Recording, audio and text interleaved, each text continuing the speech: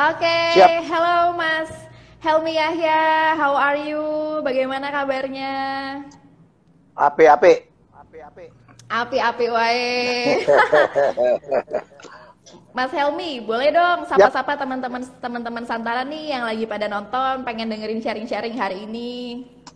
Oke, teman-teman Santara semua, salam sukses dari saya. Terima kasih sudah inviting saya. Ya, insya Allah kita akan bisa sharing berbagai hal yang bermanfaat, yang inspiring, yang edukatif, yang informatif gitu. Jadi terima kasih ya udah mau dengerin ya. Terima kasih Santara udah ngundang saya. Terima kasih juga Mas Helmi udah mau masuk di Santara nih live, akhirnya kita bertemu ya, walaupun kita bertemunya virtual. Siap. Mas Helmi, sekarang kegiatannya ngapain aja nih Mas? Work from home kan? Mas Helmi ini sepertinya bukan orang yang bisa diem aja gitu, dan selain bikin Helmi Yahya Bicara yang saat ini cukup masif ya Mas Helmi ya. Masif sekali dan penontonnya juga sangat banyak. Itu saya kalau nonton tuh saya seneng dengernya gitu. Emang Vibes-nya sangat menyenangkan gitu Mas Helmi. Ini sekarang Mas Helmi lagi sibuk apa aja nih? Lagi ngapain aja nih? ya, pertama lagi sibuk-sibuknya, bukan lagi asik-asiknya bikin YouTube channel. Satu hal yang barangkali bertahun-tahun diminta saya supaya bikin YouTube channel. Tapi kan saya kemarin sibuk banget, apalagi pada saat saya memimpin TVRI, kerja saya 24/7 ya. Ya 7 hari dan kemudian pulang malam, I don't have time. Ya, dan begitu saya diselesaikan pekerjaan saya dari TVRI dan saya memasukin masa yang sangat luar biasa gitu. Jadi barangkali orang simpati ya, jadi banyak sekali banyak sekali opportunity, banyak sekali kesempatan-kesempatan. Saya juga banyak didukung oleh teman-teman termasuk Pak Mardigu ya, yang merupakan sahabat lama saya, dan kita melakukan collab dan membuat YouTube channel, dan nggak pernah terbayang gitu, belum sebulan saya udah dapat silver play button yang katanya hanya 2 orang yang usianya di atas 50 yang mendapatkan itu, dan saya melakukan sangat cepat. Ini belum 3 bulan, Helmi Yahya Bicara itu sudah 223.000 saya pikir ininya subscribernya, dan endorse-nya udah banyak yang mau masuk. Ya, tapi saya jagain terus supaya YouTube channel saya adalah sesuai dengan karakter saya ya, jadi sesuai karakter saya, inspiring, educating, dan juga informatif gitu. Jadi saya senang karena ternyata saya nggak harus ikut prank-prankan gitu untuk mendapatkan banyak subscriber. Iya. Gitu Din. Ya. Congratulations Mas Helmi atas silver play buttonnya. It's so good, it's so nice. Tapi emang Helmi Yahya Bicara itu sangat menyenangkan untuk didengar loh Mas Helmi. Ya, thank you. Nah, kali ini kita mau ngomongin tentang winning in everything nih Mas Helmi. Karena saya melihat Mas Helmi cukup banyak mendapat penghargaan dan juga banyak sekali karya-karya yang dilakukan. Mungkin ada lebih dari 50 acara, 50 kuis yang telah dihandle oleh Mas Helmi gitu. Dan semuanya bisa bagus, semuanya bisa well execute gitu Mas Helmi. Alhamdulillah. Dan kita sekarang akan ngomongin tentang itu. But first, saya pengen tahu nih Mas Helmi. Kan saya tuh ngelihat Mas Helmi adalah orang yang counting everything in every single thing yang dilakukan oleh Mas Helmi gitu. Dan saya tahu Mas Helmi datang dari background accounting ya, kalau saya nggak salah ya. Datang dari background accounting. Saya lulusan STAN. And then Mas Helmi terjun ke dunia hiburan gitu. How was it Mas? Bagaimana sih? Dan itu kan kind of different ya, accounting and then dunia hiburan gitu. Gimana sih caranya Mas Helmi bisa menyeimbangkan otak kanan dan otak kiri bersamaan gitu? Bagaimana sih ceritanya akhirnya bisa terjun ke dunia kreatif gitu? Ya, ini panjang banget di pertanyaan, jadi saya harus jawab satu persatu. Iya. Saking semangatnya. Ya gini. Jadi saya kan mungkin orang udah banyak tahu, terlahir di keluarga yang sangat miskin. Bapak saya hanya seorang pedagang kaki lima. Saya bungsu dari 5 bersaudara. Hidup saya kan waktu kecil, waktu remaja itu bukan satu kehidupan yang menyenangkan, karena banyak penolakan, banyak hinaan gitu, karena orang melihat apa orang tua kita gitu ya. Jadi saya akhirnya dengan kakak saya juga Tantowi Yahya, saya selalu mengatakan kita menjadi self motivated. We have to do something gitu. Saya berusaha melawan hinaan-hinaan itu, penolakan-penolakan itu. I have to do something. Dan itu akhirnya melekat kepada diri saya hingga saat ini. Saya adalah menjadi orang yang sangat kompetitif.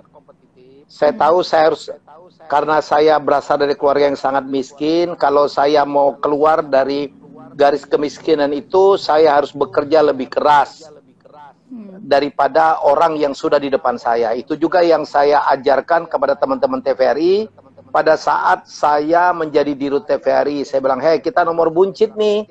Kalau kita mau mengejar, kita harus bekerja lebih keras, lebih cerdas, ya lebih kreatif daripada orang yang ingin kita kejar. Itu filosofinya, itu yang saya dapat dari kecil. Ya alhamdulillah lah ya, jadi karena dengan filosofi itu saya akhirnya ngambil satu kesimpulan. Dan itu menjadi quote yang sangat banyak dikutip oleh beberapa teman. Saya selalu mengatakan, ya in any point, in any opportunity, ya in any position, ya jadi dalam posisi apapun, dalam kondisi apapun, dalam kesempatan apapun, berusahalah menjadi yang terbaik. Saya selalu mengatakan apapun pilihan profesinya, jadilah yang terbaik. Saya selalu mengepush diri saya, push the limit, gaspol kata orang ya. Kalau kita bisa mencapai yang terbaik, kenapa tidak dilakukan? Karena saya tahu betul bahwa dunia ini kan kompetisinya luar biasa. Dunia akan memberikan kesempatan yang lebih kepada orang yang berusaha baik. Saya tidak pernah melihat orang sukses itu bukan pekerja keras, enggak pernah itu. Jadi seluruh orang sukses itu adalah bukan orang yang males gitu. Termasuk kenapa saya akuntan kok dalam industri kreatif, karena sejatinya passion saya adalah industri kreatif. Tetapi kan karena saya berasal dari pemuda miskin, hidup saya dulu tuh nggak banyak pilihan. Gak banyak pilihan gitu. Saya kepengen masuk fakultas kedokteran mahal. Bapak saya nggak mungkin bisa bayar. Nyerah dia. Saya dan Tantowi itu malah di schedule. Udah anakku, ya kalian ya, tanggung jawab bapak itu hanya sampai SLTA ya. Di situ terserah lah gitu. Ya jadi kita di plan kayak gitu tuh. Nah saya waktu itu karena saya pelajar teladan, saya juara umum, saya diterima di IPB, Institut Pertanian Bogor, dengan fasilitas tuitionnya atau uang kuliahnya itu bayarnya sekian persen. Tapi di situ saya nggak aman. Apakah kuliah di IPB pilihan saya? Tidak, karena saya tuh kepengen jadi dokter sebenarnya, terutama dokter kebidanan gitu, nggak usah dibahas ya. Tetapi di IPB pun saya merasa tidak nyaman karena ayah saya udah sakit-sakitan.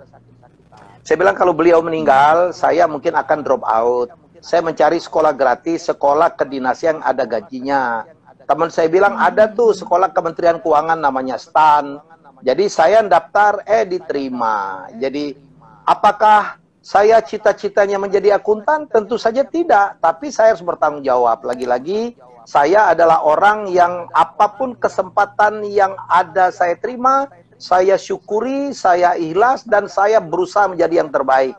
Dan alhamdulillah di STAN pun saya menjadi, walaupun itu bukan bidang pilihan saya, ini sekolah keren, sekolah bergengsi, saya punya kesempatan untuk menjadi yang terbaik, saya berkompetisi dengan teman-teman dari seluruh Indonesia yang hebat-hebat itu. Dan alhamdulillah juga saya menjadi lulusan terbaik. Dan dimanapun ya, pilihan hidup saya. Bayangin nih, Din, agak nekat saya dulu tuh. Saya akuntan terbaik, lulusan dari STAN, tetapi saya tidak bekerja dalam bidang itu gitu. Ya, saya justru menekunin passion saya, yaitu berkesenian. Saya jadi event organizer. Kemudian saya dalam perjalanan bertemu dengan Ratu Kuis namanya Adi Sumadi yang menarik saya ke dalam dunia televisi. Dan saya bertanggung jawab betul. Tetap apapun bidang pilihan saya harus menjadi yang terbaik. Dan hasilnya saya menjadi raja kuis. Bukan itu aja, saya menjadi raja reality show. Saya menjadi MC papan atas ya, walaupun kecelakaan juga tuh.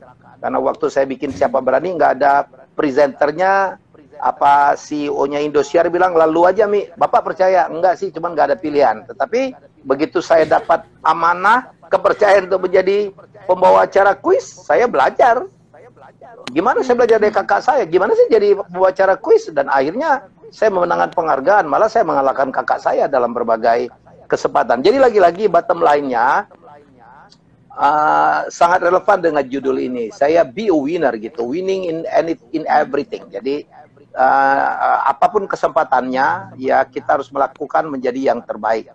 Karena dunia ini kompetisinya ini berat banget. Dunia hanya mengakui dunia orang yang menjadi juara.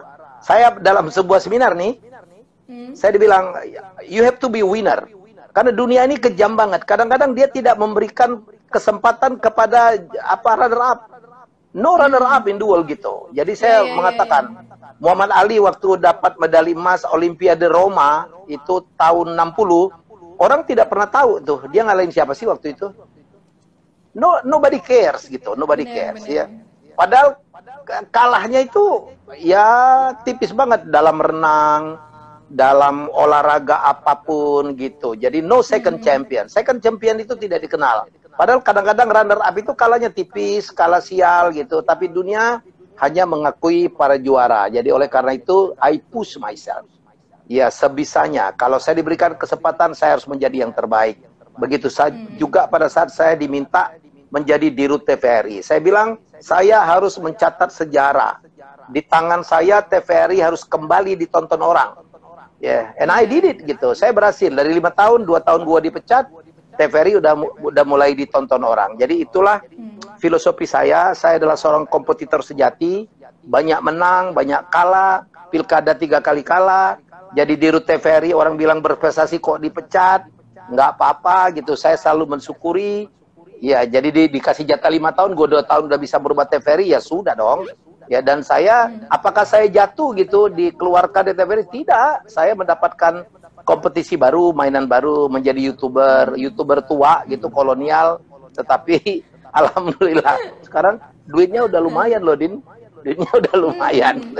Saya belajar dari YouTuber muda, tadi malam Raffi Ahmad, datang ke rumah saya, dia ngajarin saya banyak, saya belajar dari Ruben, saya belajar dari Rigo Buzer, semua adalah junior saya. Jadi filosofi saya kedua, jangan pernah berhenti belajar, jangan pernah malu dari belajar. Ini seorang Helmi Yahya loh. Iya, Helmi Yahya masih mau belajar dan mereka mau ngajarin. Oh, Raffi Ahmad tadi malam ngajarin gua, gila. Saya bilang, "Pi, lo tuh sekolah lo di mana?" Wah, gitu. Aku gak sekolahan Mas Helmi gitu. Tapi saya harus belajar gitu dari seorang Raffi Ahmad. Saya tanya, "Kamu dapat dari YouTube berapa sih sebulan?"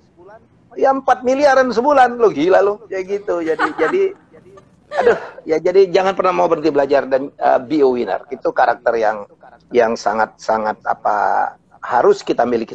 Dalam bidang apapun yang kita pilih, usahakan untuk menjadi yang terbaik. Never stop learning and then level up, ya, Mas Helmi ya. Level up, skill up. Yap. Level up and skill up gitu. Jangan kalah dengan gua yang udah di atas 50 gitu. Jangan mau kalah. Bener. Mau seberapa tua pun Anda dan jangan pernah merasa jadi yang paling pintar ya Mas Helmi. Ya. Karena kita apalagi sekarang ya era disruption gitu, di mana masa depan dunia katanya akan terletak di para milenial. Ya mari kita sama-sama bekerja samalah. Kolonial jangan malu untuk belajar dari yang muda, karena dalam hal tertentu dalam digitalisasi anak muda jauh lebih pintar, tapi anak muda harus hormat sama yang tua, karena orang tua itu kan punya wisdom gitu, punya pengalaman yang belum punya, mungkin akses kepada permodalan jauh lebih hebat daripada para milenial. Jadi hidup ini harus bekerja sama, understanding, respect each other, itu penting. Keberhasilan saya membangun TVRI karena saya membangkitkan 28% para anak-anak muda itu. Ayo bangkit. Yang selama ini tertutup oleh para seniornya karena by system. Kepada para seniornya, saya bilang, hey, berikan kesempatan kepada anak muda. Kita bimbing aja lah, kita ngajarin, kita memberitahu gini loh filosofinya. Biarkan aja mereka bekerja. Ya, jadi saya pikir hidup ini harus saling menghormati dan harus saling mengerti. Wah, indah banget. Itu jadi apa, menjadi milenial di sana dan punya leader seperti Mas Helmi akan sangat menyenangkan sih, karena Mas Helmi membebaskan mereka untuk doing everything gitu. Ya, that's what they said gitu. Karena saya memberikan motivasi ke mereka, saya ngobrol dengan mereka, saya ajak mereka ngopi, saya motivasi mereka gitu ya. Jadi dan saya memberikan contoh kepada mereka gitu. Di tangan saya kan untuk pertama kali TVRI dapat Panasonic Award, mendapatkan penghargaan di dunia internasional, memenangkan Piala Presiden, karena TVRI itu adalah menghasilkan produk-produk dokumenter terbaik di Republik ini. Kalau teman-teman mau nonton, tonton tuh di YouTube sudah ada Jelajah Kopi. Gila, itu ada dokumenter terbaik di Republik ini, mengalahkan TV-TV swasta yang lain. Dan saya waktu di TVRI, saya diundang di berbagai forum internasional, saya tunjukkan, ini loh karya-karya TVRI. Orang Jepang aja, orang Rusia aja terkagum-kagum. Saya menggambarkan keindahan Indonesia, budaya Indonesia, saya hantarkan dengan baik. Jadi saya pikir, we can do it gitu. Jadi saya kombinasikan gitu. Kan TVRI pada saat saya masuk, 72% karyawannya kolonial, yang milenial cuma 28%. Tapi kan saya harus optimalkan semua. Ada hal tertentu yang para kolonial tuh jago banget gitu. Tapi ada hal tertentu lebih banyak lagi yang milenial itu lebih unggul, terutama di tenaga, di waktu. Wah, gue seneng banget tuh kalau dapat pekerja milenial dan masih jomblo gitu. Itu 4 hari 4 malam, 4 bulan nggak pulang juga nggak ada yang nyari gitu. Jadi iya bener. sering jadi syarat di lowongan kerja ya Mas ya, harus single gitu. Tinggal gitu, karena yang nggak ada yang nyari kalau dia nggak pulang. Ibunya pun nggak nyari kadang-kadang, kecuali dia kalau keluar rumah bawa piring rumah gitu, baru dicari sama ibunya. Yang dicari bukan dia, piringnya. Iya. What was your first job, Mas Helmi? Oh, saya dulu dosen. Saya dulu asisten dosen. Pada saat kuliah di STAN, saya menjadi asisten dosen. Tapi saya bukan orang yang mau diam ya. Jadi barangkali orang baru tahu. Kemarin di medsos gitu, di Facebook, di Instagram, ramai orang membahas tentang film Blok M gitu, Bakal Lokasi Mejeng. Yang dulu dibintangin oleh Desi Ratnasari dengan Paramita Rusadi. Saya bilang, yang bikin skenarionya sama ceritanya gua loh. Wah, gitu. Jadi waktu dulu saya kuliah, kan saya PNS ya, pegawai negeri sipil, gajinya kecil banget. Saya sudah menikah, punya anak, harus beli susu, gajinya nggak cukup. I did a lot of things. Saya nulis, ada novel, dulu ada Lupus ngetop, gue bikin saingannya namanya Lintar. Gue dimusuhin karena dianggap nyaingin Lupus gitu, yang nggak boleh disaingin. Akhirnya gue bikin kayak Lupus tapi perempuan, namanya Serial Lola. Itulah Blok M. Saya ngajar di mana-mana, ya kan. Keahlian saya bicara sekarang karena dulu saya dosen. Jadi kan pengalaman saya menjadi dosen lebih dari 20 tahun membuat saya memang akhirnya terlatih untuk mencari uang dengan menggunakan kemampuan verbal atau kemampuan berkata-kata. Jadi itulah yang menjadi background saya selama ini, yang sekarang saya nikmatin, sehingga sekarang saya menjadi public speaker, menjadi MC, menjadi moderator. Sebentar lagi saya menjadi host loh. Sebentar lagi saya ada acara talk show saya, mungkin 26 Juni akan mulai live. Jadi I come back to the world yang membesarkan saya. Jadi selamat, nanti tolong ditonton lah, biar rating dan share-nya tinggian. Pasti, sangat ditunggu sekali Mas Helmi ini Mas. Amin. Nah, satu yang saya penasaran lagi Mas Helmi, ketika seseorang itu terus menjadi pemenang ya, di setiap hal seperti Mas Helmi gitu kan, terus bagus, apa yang dilakukan itu selalu bagus gitu hasilnya. Itu pasti ada pattern atau pola yang berulang ya, seperti kayak I will win again this time gitu. Mungkin, apa sih Mas Helmi pattern dan pola yang selalu dilakukan berulang-ulang oleh Mas Helmi hingga akhirnya di setiap hal itu selalu memenangkan gitu kan, selalu dimenangkan oleh Mas Helmi. Dan apa sih mindset dan sikap mental dari seorang pemenang yang harus ditanamkan gitu? Gini. Saya ralat juga tuh pertanyaan Dina. Kalau dikatakan saya selalu menang juga enggak. Saya adalah pribadinya pribadi pemenang. Saya mungkin lebih tepat, saya adalah seorang kompetitor gitu. Saya adalah seorang pesaing yang saya senang banget berjuang. Saya senang banget bertanding. Ya, jadi kemarin saya nonton ada serial Netflix yang menjadi buah bibir orang di seluruh dunia, yaitu Last Dance, cerita tentang Michael Jordan memenangkan ringnya ke-6 gitu, dan dia adalah petarung sejati. Wah, dia pokoknya nggak mau kalah aja, dan dia mencoba semuanya. Dia main pingpong dari kalah jadi nggak mau kalah, dia main golf, dia judi gitu.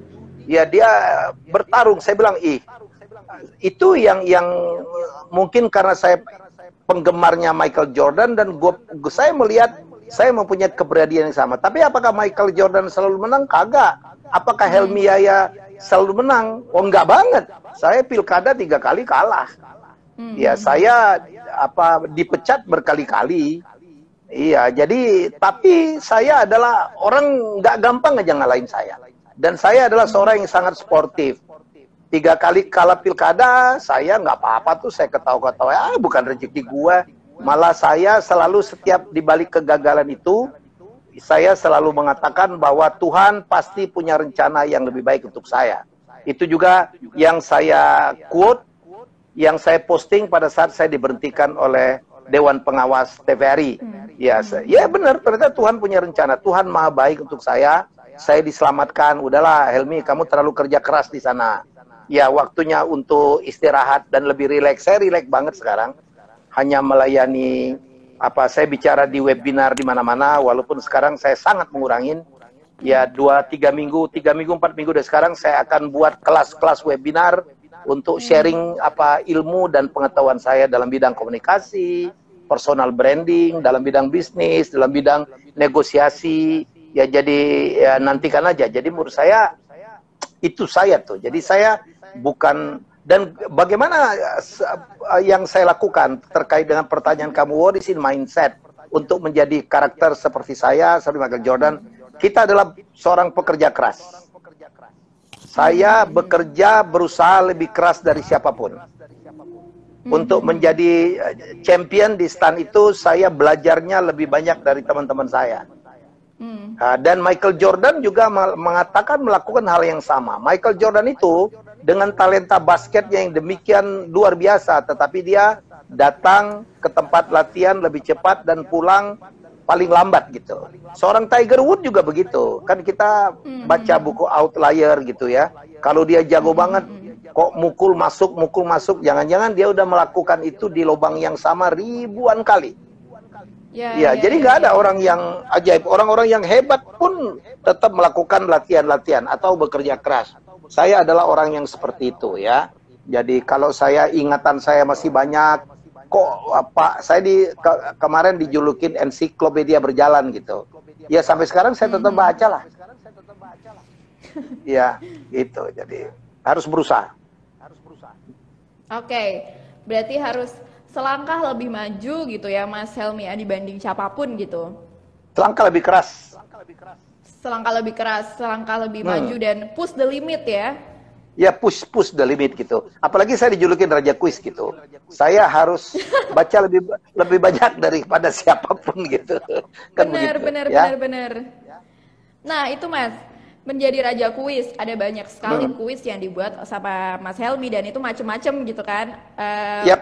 Itu gimana sih Mas? Karena kan make quiz, it means you make a research gitu ya. Dan mungkin Mas Helmi juga butuh pendekatan psikologis untuk bisa bikin kuis yang relate sama orang-orang gitu kan, relate dengan audiens gitu. Nah ini tuh mungkin berlaku kan untuk banyak aspek itu tuh ada tips-tips research dan pendekatan psikologisnya nggak Mas Helmi? Sure. We have to do the research gitu, a lot of research. Saya sebagai MC pun ya, saya kan nggak MC, mungkin yang lebih ganteng dari saya gitu ya kan. Perut saya nggak six pack, malah family pack. Ya, tapi saya punya diferensiasi.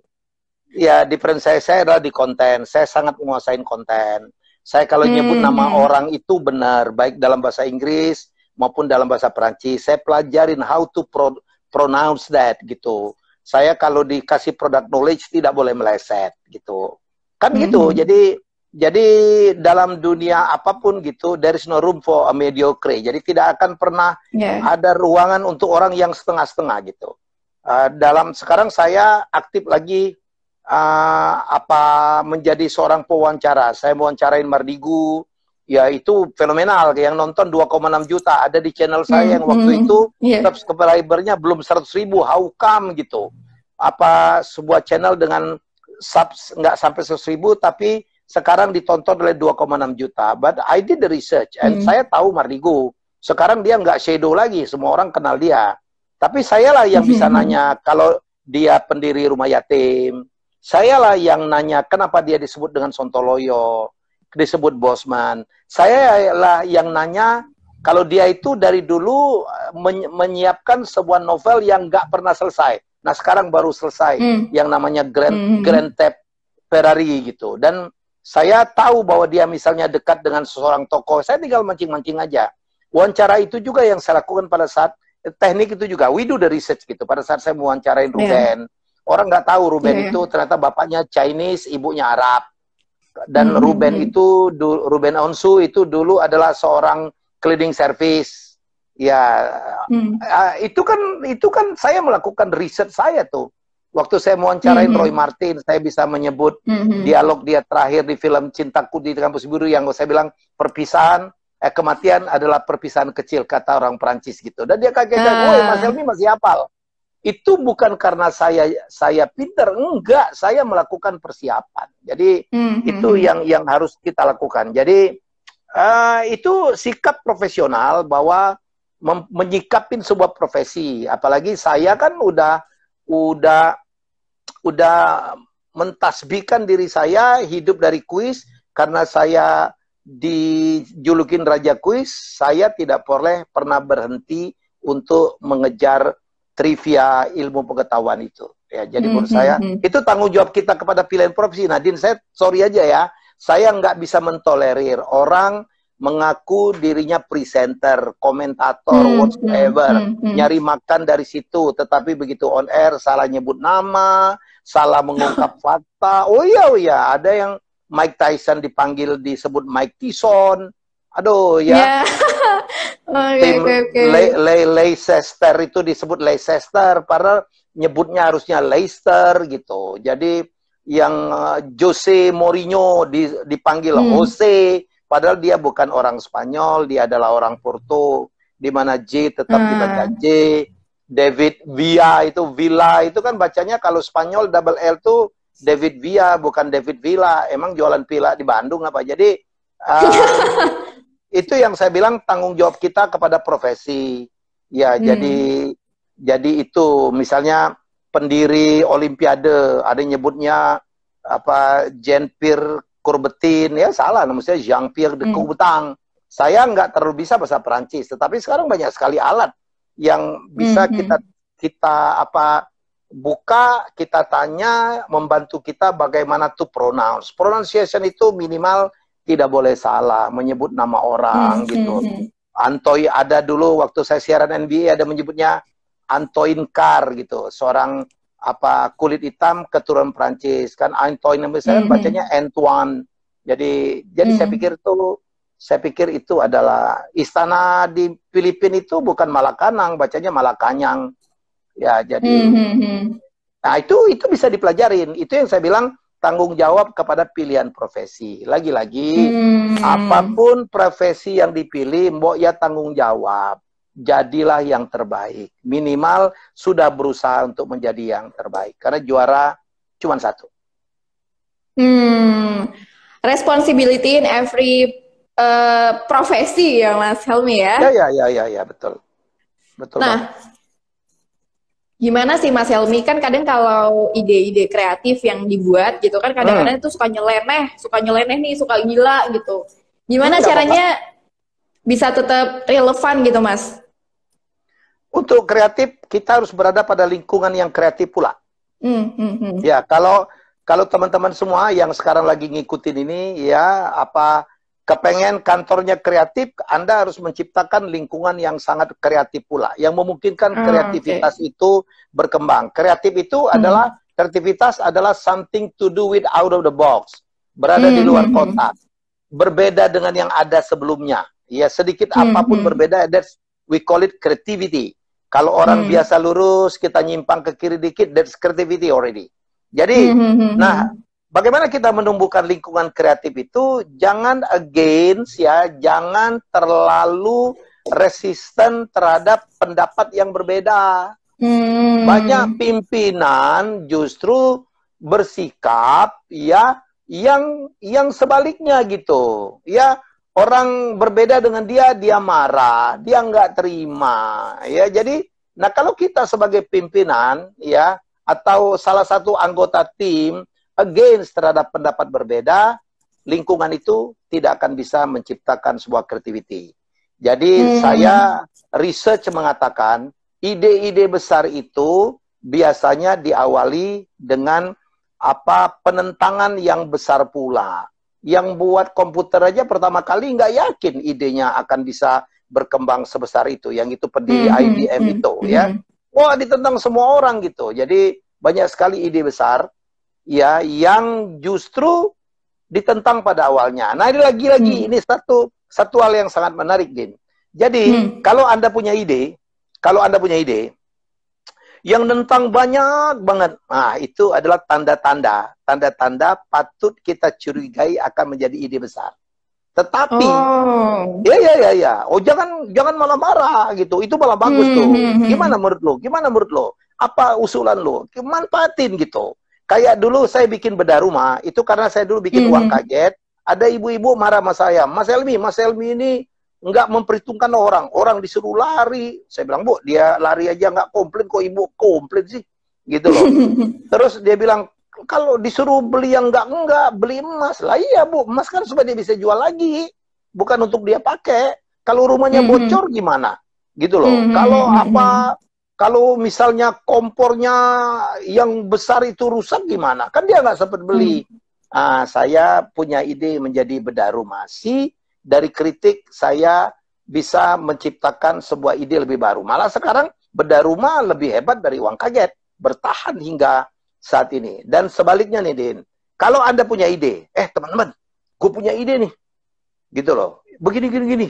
Ada yang muji, ide lu sama banget dengan yang gue pikirin. Gue setuju, ayo kita buat. Itu artinya ide lu nggak hebat-hebat amat. Kan gue udah bilang. Oh iya, kan gue udah bilang, wah keren tuh. Gue juga kepikir tuh untuk buat kayak gitu. Itu ide lo nggak hebat-hebat banget. Nggak out of the box banget. Jadi jangan alergi dengan perbedaan pendapat se-ekstrim apapun. Jangan alergi. Tapi mari kita duduk bareng. Ide yang baik itu ide yang achievable. Ide yang mungkin diwujudkan. Ya, yang mungkin diwujudkan. Dan itu harus diukur tuh. Kitalah yang tahu apakah ide ini bisa diwujudkan tidak. Nah, ini peran saya sebagai akuntan, background saya sebagai akuntan itu sangat menolong. Karena ada ide, temen ngasih ide, tetapi budgetnya tinggi banget gitu. Yang kita tahu bahwa kita tidak akan pernah punya budget kayak gitu. Nah, saya akuntan, saya tahu tuh. Saya tiap kali membuat ide, saya tahu. Oh, ada constraint tuh di otak saya. Kita udah tahu bahwa budgetnya nggak boleh lebih dari ini. Kalau nggak, kita ada persoalan. Jadi, background saya sebagai akuntan itu kan sangat bertentangan dengan creativity. Akuntan itu nggak boleh kreatif. Ya, gila kalau akuntan kreatif, nggak balance-balanin gitu ya, dicari-cari. Kan akuntan tidak boleh out of the box gitu. Dalam sebagian hal, walaupun dalam metode, dalam proses mungkin bisa kreatif, tapi sejatinya akuntan itu sangat mikro. Ya, sangat tidak boleh. Apalagi kalau dia berprofesi sebagai auditor. Auditor itu tidak kreatif banget. Jadi, kamu apa? Sekolahnya apa, Din? Saya komunikasi, Mas Helmi. Ya gitu. Ya, jadi auditor itu sangat tidak kreatif karena auditor itu tugasnya membandingkan antara historical masa lalu, past performance gitu dengan standar. Nah, kamu bayangin membandingkan masa lalu, dia ngelihat ke belakang. Seorang yang kreatif harus melihat ke depan. Nomor 2, harus membandingkan antara past performance yang menoleh ke belakang itu dengan standar. Kalau nggak sesuai dengan standar, salah itu. Nah, sementara kreatif itu tidak boleh sama dengan kebiasaan yang bisa jadi standar itu. Jadi dua hal yang sangat berbeda. Tapi saya mengelola keduanya. Saya akuntan, saya pernah ngaudit, saya nyusun sistem. Menyusun sistem harus kreatif, ya. Saya mengcombine itu. Passion saya dalam bidang industri kreatif, tetapi saya punya background ngitung standar yang sangat kuat, yang tidak boleh saya lewatin. Itu juga yang membuat waktu saya memimpin TVRI, saya bisa membuat TVRI keluar dari disclaimer opinion, ya, menjadi unqualified opinion atau namanya WTP itu. Ya, itu karena saya akuntan. Ya, oke. So we have to brave to think big, but still counting everything ya, Mas. Oh iya, harus achievable. Harus achievable, harus terukur. Oke. Kalau misalnya kita adalah seseorang yang punya, apalagi ya Mas Helmi buat anak-anak muda nih kan, anak-anak muda sekarang kan banyak sekali yang punya ide gila gitu. Ya, ide. Silakan, Din. Oke. Sorry Mas Helmi, ini tadi ada satu kesalahan teknis. Gak apa-apa. Oke. Nah, kita lanjut ya Mas Helmi ya. So, anak-anak muda sekarang ini kan banyak sekali ya yang punya ide gila, banyak sekali yang punya ide-ide kreatif, dan mereka ini cenderung somehow menjadi orang yang idealis gitu. Nah, menurut Mas Helmi sendiri, ambisius itu tuh perlu nggak sih untuk bisa jadi winner gitu? Kadang-kadang kan orang suka, kadang-kadang kan orang suka ngerasa, lu ambisius banget sih jadi orang gitu. Lu ambis banget sih jadi orang gitu. Somehow kita perlu nggak sih Mas ambisius dan sangat-sangat passionate in satu hal yang kita kerjakan gitu? Nothing's wrong with ambition gitu. Nothing's wrong ambition. Malah semua orang harus punya ambisi. Tapi ambisinya itu yang achievable atau tidak. Itu penting. Ambisi itu yang merugikan orang atau tidak. Jangan dong, ya. Ya, jadi ambisi itu harus positif, harus achievable, tetapi juga sesuatu yang is very big. Ambisi itu kan menjadi mimpi. Orang harus punya mimpi. Saya ini begini dengan Tantowi Yahya itu begini karena kami dulu punya mimpi besar. Karena kami tidak boleh hidup seperti bapak saya gitu, seperti keluarga saya gitu. Oleh karena itu kami bekerja keras tanpa mimpi untuk menjadi sukses, menjadi terkenal, menjadi kaya, itu nggak mungkin saya dan Pak Tantowi itu menjadi seperti ini. Kita di-guide oleh mimpi sebenarnya. Kalau baca bukunya The Secret, karya Rhonda Byrne, yang bicara tentang law of attraction itu, ya bahwa itulah kekuatan mimpi itu. Mimpi itulah yang ya kalau nggak mimpi gimana lagi Allah Tuhan mau mengabulkan gitu, ya. Saya sekarang mencapai mimpi-mimpi dulu. Yang nggak boleh itu adalah ambisius yang merugikan orang. Ya, itu karakter tuh. Ada orang untuk mencapai cita-citanya menyakitin orang, mengorbankan orang, stealing other people goal gitu. Orang yang gocek di lapangan dia yang ngegolin, dia ngeklaim, nggak memberikan penghargaan kepada orang yang melakukan assist atau operan. Itu sikap itu yang tidak boleh. Tapi ambisi untuk ngegolin harus, that's good point. Tetapi cara mencapai cita-cita itu yang harus elegan. Ya, jangan merugikan orang, jangan menyakitin orang, ya jangan mencuri goal orang lain gitu. Itu sikap. Jadi saya bilang milenial Anda harus ambisius, tetapi jangan ambisius yang merugikan orang lain. Dan Anda harus menjadi team player, tidak boleh menjadi seorang individualis. Oh, ya, oke. Boleh ambisius, boleh idealis, tapi tetap harus jangan merugikan orang lain ya, Mas Helmi. Ya, yang nggak boleh itu yang nggak punya cita-cita, nggak boleh lah. Iya. Satu pertanyaan, Mas Helmi, backstage or fronting? Apa maksudnya? Oh, di belakang layar atau di depan layar? Iya. Ya di depan layar lah. Ngetop dan duitnya lebih gede biasanya. Tapi saya bisa dua-duanya. Ya. Apalagi? Oke. Mas Helmi, sekarang kita akan menjawab pertanyaan dari teman-teman yang udah masuk. Silakan. Ini ada banyak banget pertanyaannya, saya akan pilih ya, Mas Helmi. Nah, ya. Kita jawab dari pertanyaan masbejo.id. Mas Helmi, bagaimana kiat menang dari diri sendiri? Menurut saya, membangun jiwa pemenang itu tidak mungkin dilakukan sebelum mengalahkan diri sendiri. Gimana menurut Mas Helmi? Oh ya. Untuk menjadi pemenang, saya bilang harus bekerja keras gitu. Harus melawan kemalasan, harus mau belajar gitu ya. Itu pergulatan dengan diri sendiri, melawan kemalasan, ya memacu diri itu supaya saya dulu kalau kuliah itu, kalau besoknya kuis di stand itu namanya kuis ulangan gitu, kadang-kadang semalaman nggak tidur. Semalaman nggak tidur, padahal tidur itu kok enak banget. Temen saya udah tidur semua, saya masih belajar sampai pagi. Ya, jadi saya bekerja lebih keras. Orang udah istirahat, saya terus ya, saya sampai sekarang bayangkan dalam usia begini, wah, tiba-tiba jadwal meeting saya sehari sekarang 5, 7 gitu ya. Ya, jadwal webinar saya tiba-tiba penuh, sekarang udah sangat saya kurangi. Ya, karena saya harus maintain webinar saya sendiri dan saya harus bicara itu in selected gitu. Kalau saya bicara untuk umum itu ya udah ikutin aja YouTube saya Helmi Yahya Bicara. I will share a lot. Besok yang akan tampil di Helmi Yahya Bicara adalah Sultan Andara, Raffi Ahmad. Wow. Oh wow. Seru banget. Oh iya, jadi dan di situ nanti Anda akan lihat bahwa Raffi ngajarin saya. And I love it so much. Oke, nggak sabar nontonnya nih. Teman-teman kita nonton Helmi Yahya Bicara ya nanti. Oke. Kemudian kita jawab pertanyaan lagi ini dari Mas Muhammad @muhammadojik. Buat Pak Helmi Yahya, saya sudah hampir umur 50, tapi saya hidup seperti biasa. Saya ingin lebih, terutama dalam berbuat untuk orang lain, tapi saya adalah orang biasa dengan kemampuan biasa. Mohon nasihatnya Mas Helmi, terima kasih.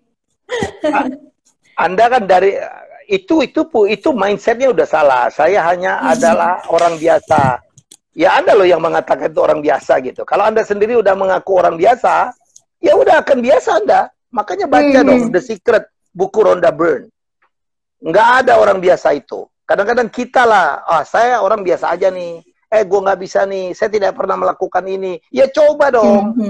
Gitu. Saya nggak bisa umur hidup gue nggak pernah dansa. Tapi Anda pernah coba nggak? Enggak, karena gue tahu nggak bisa. Itu kan Anda tahu nggak bisa, Anda nggak pernah coba. Ya bagaimana Anda tahu Anda nggak bisa kalau Anda sendiri nggak pernah mencoba. Jadi kalau Anda sendiri, saya hanya orang biasa gitu. Ya Anda yang mengatakan itu. Makanya change your mindset. Saya ini adalah orang yang nggak biasa. Saya adalah orang yang luar biasa. Say it to yourself. Itu yang namanya self motivation itu yang namanya sugesti. Kita harus percaya betul dengan sugesti. Barangkali teman-teman semua yang sekarang lagi menyaksikan ini, bukankah kadang-kadang kita bisa mensugesti diri kita, besok kayaknya gue nggak enak banget nih, badan gue mau sakit nih, sakit gue nih, besok pagi sakit beneran. Padahal mungkin karena takut ketemu dosen, takut ketemu atasan, atau karena ditolak nembak cewek gitu. Aduh, gue kayaknya lemes banget nih, lemes bener badannya. Dan bisa sebaliknya, Anda dalam keadaan sakit, besok akan ketemu pacar. Ya, gue harus sembuh. Gue yakin sembuh nih, gue lawan dan Anda sembuh diri. Itu yang disebut dengan namanya sugesti diri. Itu yang namanya self healing.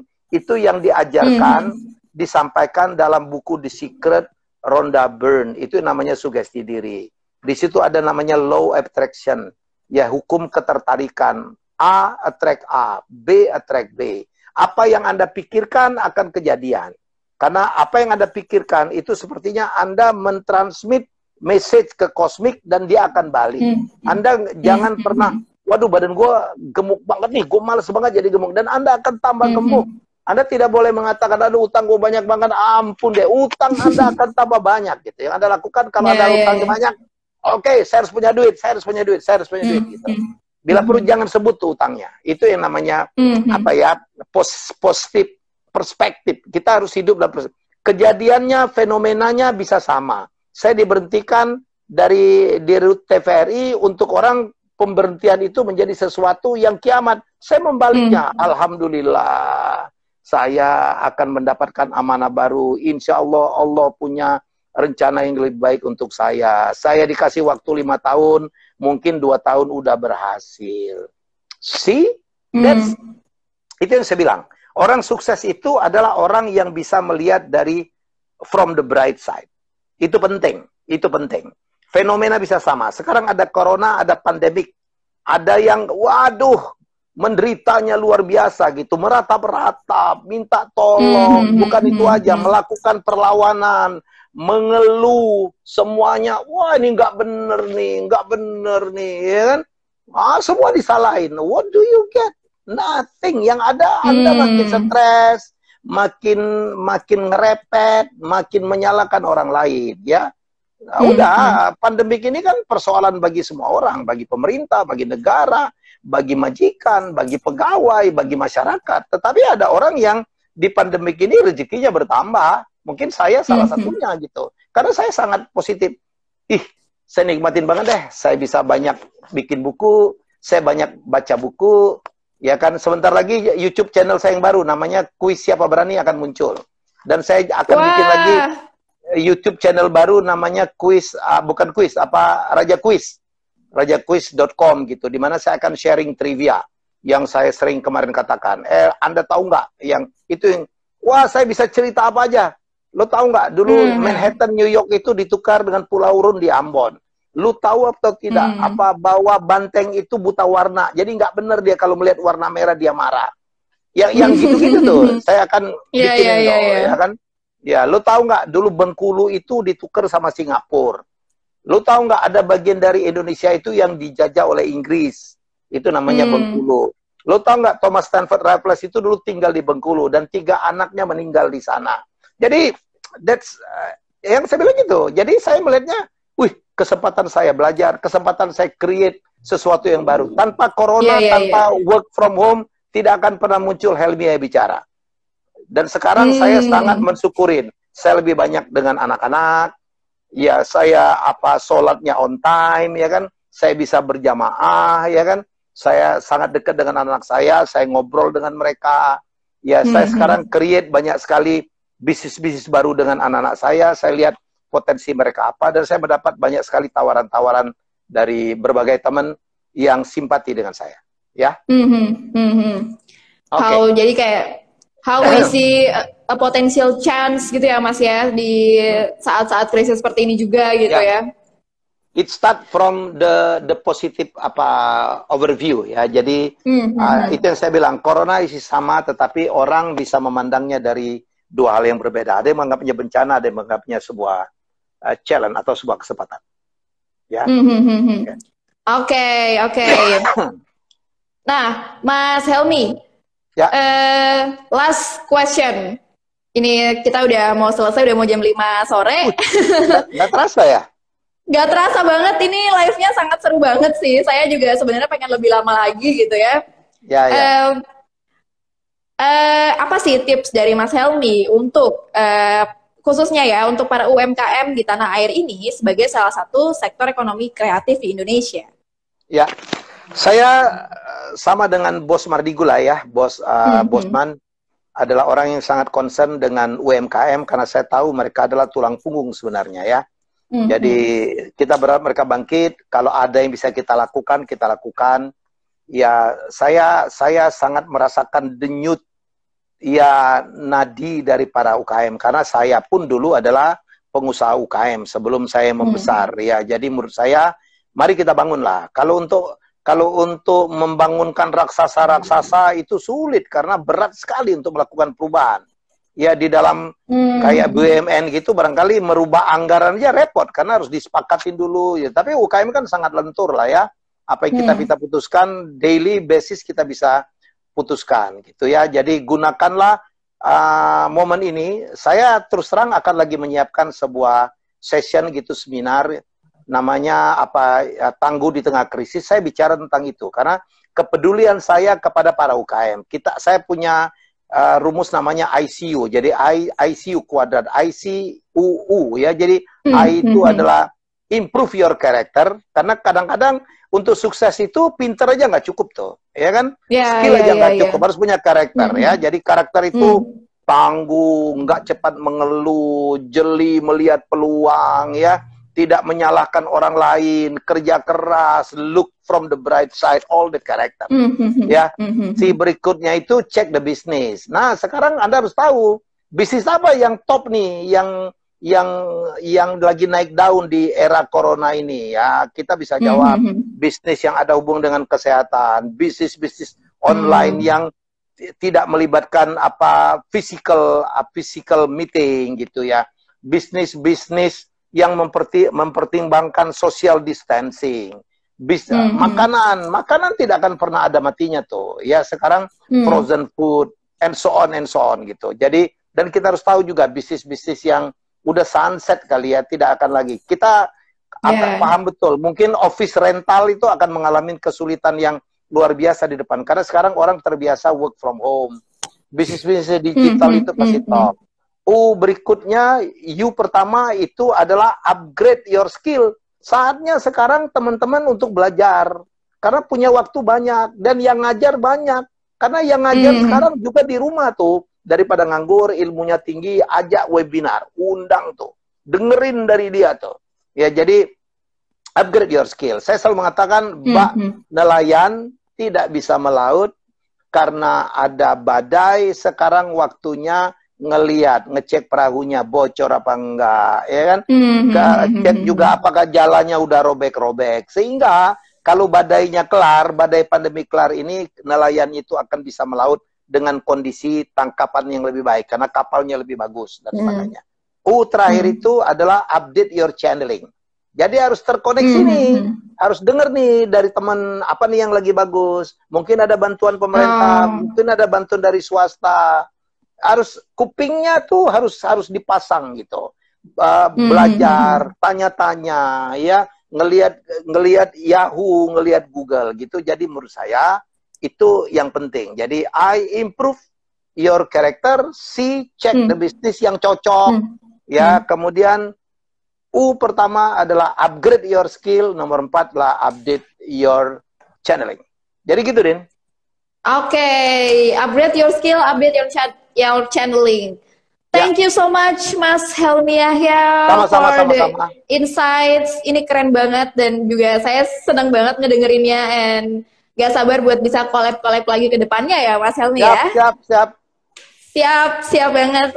Sekali lagi thank you banget Mas Helmy atas waktunya. Semoga selalu sehat, selalu dilancarkan semuanya.